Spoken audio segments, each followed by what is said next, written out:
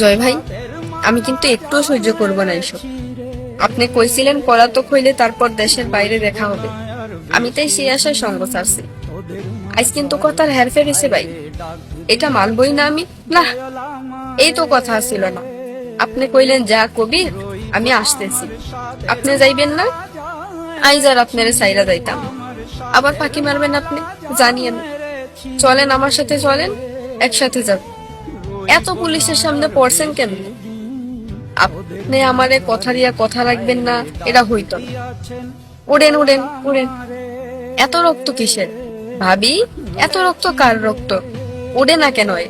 আপনি কিছু কন কইলাম, আপনার কথা শুনে কন কিছু কন যে কইবরাই ডাকে। তুলি শিওরে হাঁটু ভেঙে বসে ঝাঁকায় জয়কে, কর্কশ স্বরে বলে, এই বাটপাড়াই, বলেছিলি যে আমায় বিয়ে দিবি, আমি অসহায় বলে মিছে সান্ত্বনা দিয়েছিস, বিয়ে তো দিলি না। অমন চুপচাপ শুয়ে থেকে খালাস না রে, আমি জীবন কাটাবো কি করে? তোরা এক একজন পুণ্যের কাজ করে এক একটা এক এক দিকে পাড়ি জমাচ্ছিস। আমাকে কে দেখবে? আমার মেয়েকে কে দেখবে? কোয়েলের দুধ নেই দুদিন, ভাত চটকে দিলে বমি করে কাঁদে। দুধ আনতে যাবে কি? দেখ দাঁড়িয়ে আছে, তোকে দেখছে ও। ও কাঁদলে উঠবি না? জয়, ওঠ বলছি। আমার মেয়ে না খেয়ে আছে, আমার ভরা জীবন পড়ে আছে। আমাকে খেতে দেবার লোক নেই, দেখার কেউ নেই, বাপ নেই, মা নেই। কার আশায় রেখে গেলি? আপন ভাই নেই আমার, ফুফাতো ভাই হিসেবে কোন দায়িত্বটা পালন করে গেলি রে নিমক হারাম।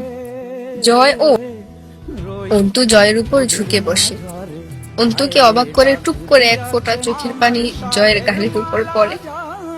অন্তু বিস্ময়ে পড়ে। যেদিন আব্বুকে এভাবে দেখেছি সেদিন মনে হয়েছিল আপনাকে এভাবে দেখলে আমি হাসব, অথচ হাসছি না আমি। আজ খুশির দিন হবার ছিল আমার, খুশি নই আমি। আমার হিংসে হচ্ছে আপনার উপর। আজ আজাদ হলেন আপনি, কয়েদি আমি হলাম।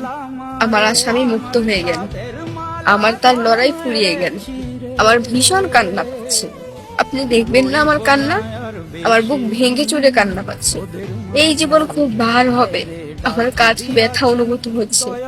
সব দায় আপনার জয়। আমি জয়, শোন আমার কথা, একটা বার শোন। আমি তোর সব কথা মেনে নেব। তোর সন্তান মেরেছি না, তুই চাইলে আমি আমার শরীরে ততখানি মাংস কেটে নিবি। শোধ হবে নাকি তবু হবে না? কি চাস তাহলে? রক্ত চাস? টাকা তুই একটু হাস, ভাই বলে ডাক।